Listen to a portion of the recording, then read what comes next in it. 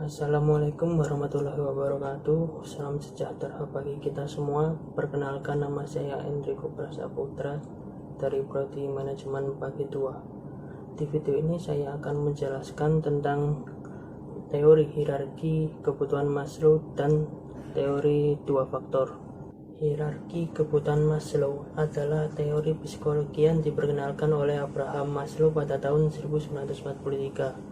Konsep hierarki kebutuhan dasar ini bermulai ketika Maslow melakukan observasi terhadap perilaku monyet. Berdasarkan pengamatannya didapatkan kesimpulan bahwa beberapa kebutuhan lebih diutamakan dibandingkan dengan kebutuhan yang lainnya. Kebutuhan-kebutuhan ini sering disebut Maslow sebagai kebutuhan-kebutuhan dasar yang digambarkan sebagai sebuah hierarki atau tangga yang menggambarkan tingkat kebutuhan. Menurut Maslow, pemuasan berbagai kebutuhan tersebut didorong oleh dua kekuatan, yakni motivasi kekurangan dan motivasi perkembangan.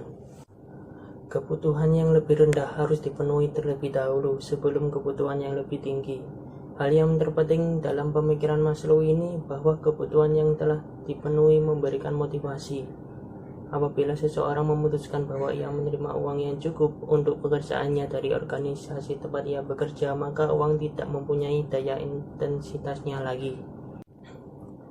Terdapat 5 tingkat kebutuhan dasar, yaitu yang pertama dan yang paling dasar yaitu kebutuhan fisiologis, yaitu hierarki kebutuhan manusia yang paling dasar, merupakan kebutuhan yang untuk bertahan hidup seperti makanan, tempat tinggal, gaji, dan sebagainya. Yang kedua, kebutuhan rasa aman atau keamanan. Apabila kebutuhan fisiologi relatif sudah terpuaskan, maka muncul kebutuhan yang kedua, yaitu kebutuhan akan rasa aman. Rasa aman akan keselamatan kerja dan kesehatan. Kebutuhan ini dapat kita dapatkan dengan cara seperti membayar asuransi atau membayar BPJS.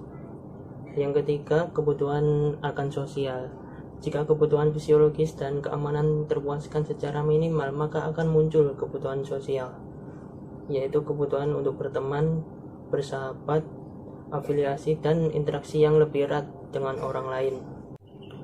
Selanjutnya adalah kebutuhan percaya diri. Kebutuhan ini adalah keinginan untuk dihormati, dihargai atas prestasi yang telah tercapai, dan pengakuan atas kemampuan dan keahlian diri sendiri. Contohnya adalah status sosial dan jabatan pekerjaan yang telah tercapai. Dan yang terakhir ialah kebutuhan aktualisasi diri, merupakan hierarki kebutuhan dari Maslow yang paling tinggi. Aktualisasi diri berkaitan dengan proses pengembangan potensi yang sesungguhnya dari seseorang, karena orang mengaktualisasikan perilakunya yang didominasi oleh kebutuhan diri yang menantang kemampuan diri dan keahliannya, dengan mencoba inovasi baru dan pekerjaan yang menantang. Selanjutnya adalah teori dua faktor. Teori dua faktor adalah teori tentang motivasi yang dicetuskan oleh Frederick Herzberg. Frederick Herzberg merupakan seorang psikolog spesialis bidang kesehatan mental industri. Hasil penelitian yang dikembangkan oleh Herzberg bersama mahasiswanya adalah salah satu teori motivasi, yaitu teori dua faktor. Teori yang diterapkan dalam lingkungan kerja ini membahas motivasi manusia dalam lingkungan kerjanya serta dampak pada kepuasan kerja dan kesehatan mental masing-masing pekerja. Menurut Herzberg, ada dua faktor yang mempengaruhi motivasi pekerja dalam melaksanakan pekerjaannya. Faktor tersebut adalah faktor motivasi. Yang pertama adalah faktor motivasi, merupakan faktor yang mendorong dan merangsang karyawan untuk bekerja lebih baik dan produktif. Faktor-faktor tersebut diantaranya adalah prestasi, kemajuan karir, pertumbuhan pribadi, minat kerja, pengakuan, dan tanggung jawab. Yang kedua adalah faktor kebersihan atau higienis, merupakan faktor-faktor yang menimbulkan rasa ketidakpuasan pada karyawan. Kekurangan pada faktor-faktor tersebut akan menimbulkan rasa tidak puas, tetapi bukan berarti terpenuhinya faktor tersebut akan menjamin timbulnya motivasi kerja. Yang termasuk dalam faktor ini adalah lingkungan kerja, kebijakan perusahaan, kualitas pengawasan, hubungan dengan rekan kerja, tingkat gaji, keamanan kerja, dan kondisi kerja. Dalam teorinya, Herzberg berpendapat bahwa ada 2 tahap dalam memotivasi karyawan. Tahap pertama adalah mencegah timbulnya ketidakpuasan dengan cara memastikan faktor-faktor higienis atau kebersihan karyawan telah memadai.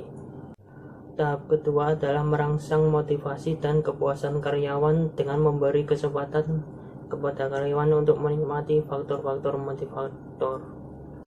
Jadi kesimpulannya adalah motivasi merupakan keadaan internal organisme yang mendorong untuk berbuat sesuatu. Motivasi dapat dibedakan ke dalam motivasi instrik dan ekstrik.